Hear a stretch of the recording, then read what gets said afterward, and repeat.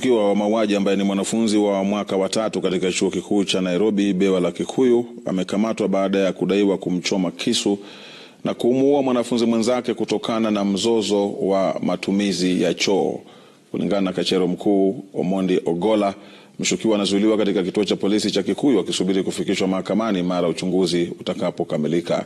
Mshukiwa aliyefahamika kwa jina Justus Otieno anadaiwa kumuua mwanafunzi mwenza Brian Wamboi baada ya kubishana kuhusu ni nani alipaswa kusafisha choo cha chumba chao cha kulala.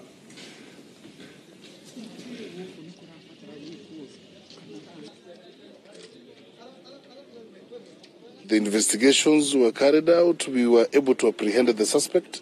The suspected murder weapon was secured, and today the suspect has been arraigned to court. We are seeking custodial orders so that we can further the investigations. We are yet to establish the motive of the attack, and once the investigations are complete, we will be recommending charges.